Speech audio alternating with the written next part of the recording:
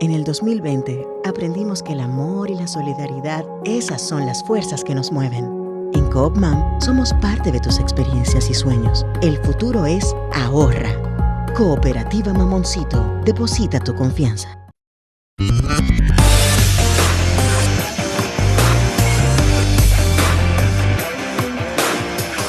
Desde la República Dominicana soy Ivonne Ferreras. Aquí estamos, señores, es día jueves, es 19 de enero.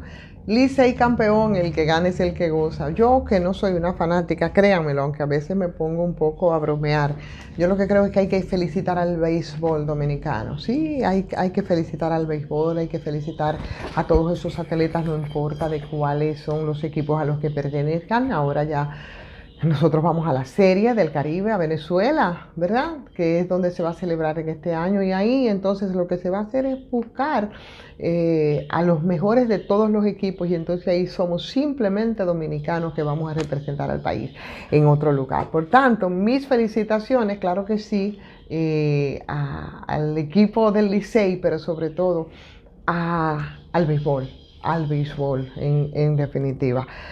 Señores, ayer hubo una conversación del ministro de Educación, el señor Ángel Hernández, con el grupo de comunicaciones Corripio. Y la verdad es que como desnuda Miguel Hernández lo que está pasando aquí en la educación, que según él está en una situación de crisis terrible, y eso la verdad nos da mucho pesar. Primero, hay revelaciones que él hace muy puntuales, que reitera otras de muchas cuestiones que nosotros ya sabemos de lo que ocurrió. Y eso nos remonta a nosotros, señores, esa lucha del pueblo dominicano por el tema del 4% del PIB para ser destinados a la educación.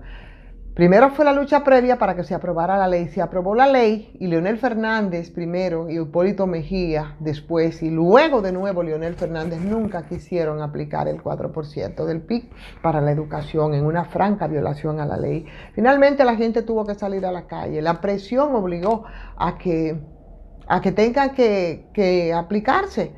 Recuerdo cuando se hizo una especie de carta, compromiso con todos los candidatos en ese momento para que el que fuese que ganase las elecciones se comprometiera como forma de paralizar entonces esos procesos de lucha que llevó a las calles a miles y miles de dominicanos exigiendo ese derecho a la educación. Y bueno, en esa coyuntura ganó Danilo Medina. ¿Y qué pasó después, señores? Yo digo, como dicen en mi pueblo, fue al final peor la sal que el chivo. Porque las estadísticas y las posiciones de República Dominicana en los rankings de mediciones, ¿no? Nos mantuvo todo el tiempo en una posición bastante vergonzosa. Y claro, la razón de esto tiene que ser que a pesar de la cantidad de recursos que fueron destinados para la educación, esos recursos no se utilizaron bien. Lo primero que comenzó el expresidente Medina fue con una construcción de escuelas a granel, escuela. Pero después que sale entonces la administración de Medina, nos damos cuenta de todas las pifias y de todas las mañas que ahí se hicieron. Parecía más que un presupuesto para estimular y para nosotros llegar a un lugar de decencia dentro del proceso de educación, más bien como una máquina de hacer candidatos presidenciales que, viendo todos esos recursos con los que contaban, los utilizaban para el clientelismo y para la cooptación, para el amiguismo, para los compañeritos del partido, para los allegados, con contratos en el aire, con pagos que se hacían sin que tuviésemos ningún tipo de garantía ni ningún tipo de rigor. Por eso hoy el ministro de Educación, Ángel Hernández, vuelve a reiterarnos cómo se compraban, por ejemplo, equipos de cocina, pero no teníamos la cocina, o cómo se pagaban dineros y se daba no más que el 20% que se da inicialmente, sin que se tuviera siquiera los solares. Por eso es que insiste el señor Ángel Hernández que el dinero invertido en la educación se ha ido simplemente al zafacón, o más bien se ha ido a los bolsillos de un grupo de malvados, porque el que juega con la educación de un pueblo es un perverso y es un malvado, y eso es lo que aquí se ha hecho durante mucho tiempo, y se han heredado Se han heredado todas esas mismas políticas de desgracia para un país en el que cada vez que reflexionamos sobre la situación y las condiciones en las que vivimos, tenemos que llegar a la conclusión de que el tema de la educación tiene demasiado peso para una población que incluso, según mediciones que hizo recientemente el Defensor del Pueblo, no sabe ni siquiera un 54% cuáles son sus derechos. Claro, eso está muy vinculado, por supuesto, a los niveles de educación. Y a eso es lo que ha apostado el liderazgo político. Pues yo quiero invitarles a que ustedes vayan y lean esa entrevista que hace el periódico, el grupo de medios Corripios, y que ahí el señor Ángel Hernández de nuevo desnuda, señores, la situación de la educación aquí en República Dominicana.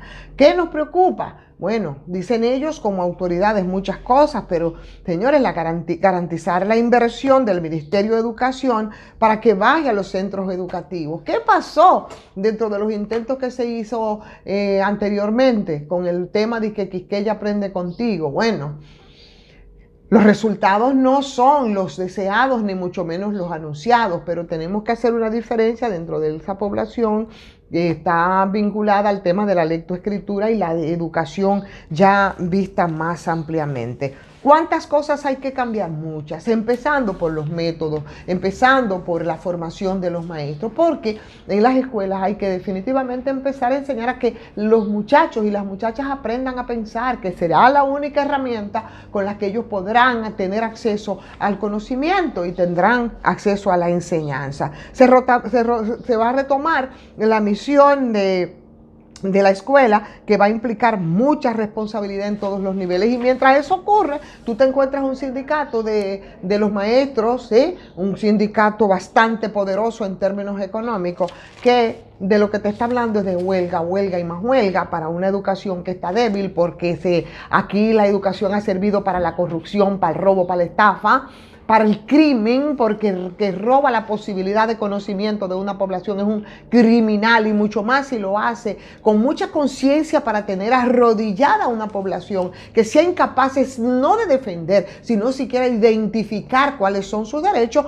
Entonces se supone que aun cuando se trata del sindicato y la forma de organizarse los maestros y maestras, que ahora, por suerte, y qué bueno que así sea, tienen un poco de respiro en términos salariales y demás. Bueno, pues no hay otra forma de que se pueda incorporar, señores, a que nosotros podamos avanzar con una educación, con un acceso mayor a la educación, sino que frente a las demandas de la ADP, que nunca son parte del colectivo, entonces lo primero que echan mano es a las paralizaciones de la docencia. Y hoy, justamente hoy, cuando Ángel Hernández hace toda esa radiografía vergonzosa de cómo está nuestro sistema educativo, y sobre todo, que lo define un sistema educativo en crisis, y sobre todo cómo se ha estado utilizando los recursos que han sido destinados y que fue parte de las luchas de este pueblo para que nosotros avancemos en educación, nos dicen que en Jaina, en esas comunidades, se va a paralizar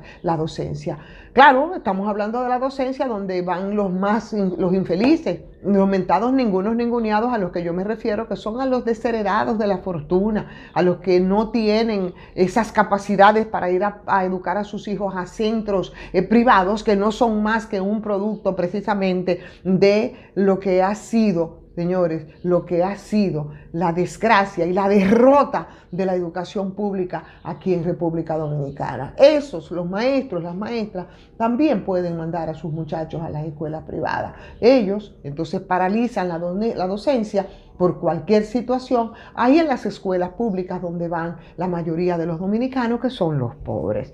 Y así como el caso de la educación, del que no vamos a parar de hablar, porque tiene tanto impacto y se refleja en tantas situaciones de la vida de la gente. Mira, yo veía ayer una información que la verdad yo no quisiera ni repetirla. A mí me revolvió el alma, me laceró el corazón cuando yo vi, señores, lo que pasó con un niño de un año y 6 meses que murió porque su madre, también una niña de 16 años, murió por ingesta de alcohol que se la proporcionó su madre otra niña de 16 años, producto de todo el tema de los embarazos en adolescentes, que en América Latina ocupamos un lugar preponderante. Creo que estamos en el tercer lugar. La cantidad de niñas de embarazos en adolescentes es República Dominicana. Sí, aquí mismo, en ese mismo país que crecemos y que tenemos una buena tajada del PIB en términos porcentuales para educarnos, y que eso es producto precisamente de la baja educación. La cantidad de salud pública es un tema que se ha vuelto de salud pública, pero también es un tema de ausencia de educación, los embarazos en las adolescentes. No solamente la educación sexual, la educación más integral. Entonces eso se refleja de muchas maneras en este país. Y para terminar, señores, el cólera, anda, hoy nos hacen el reporte del cólera. ¿Cuántos casos son? Ya tenemos 25 casos del cólera, y hay otros que son sospechosos, que también se están revisando. O sea, que el cólera sigue avanzando aquí en el núcleo urbano más poblado del país, y estamos hablando del municipio, de la provincia Santo Domingo. Se han hecho levantamientos, está muy vinculado al tema del agua. 80% de nuestras aguas no son tratadas. Imagínense ustedes dónde vamos a parar.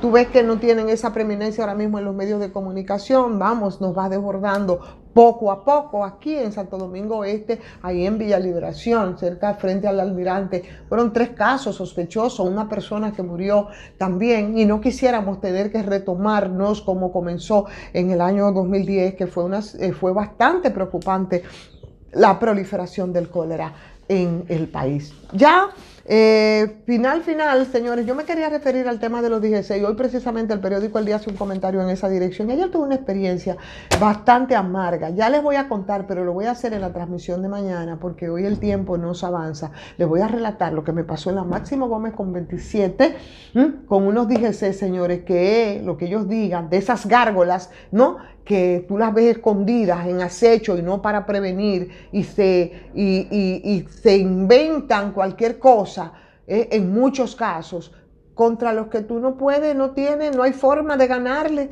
la verdad, y cometen en esa dirección muchos abusos hacia los conductores en nuestras calles. Mañana les cuento cuál fue la experiencia y cuál fue la actitud de los DGCs que están en la calle, que yo creo que más que prevenir, lo que se ha convertido son unos grandes recaudadores, definitivamente.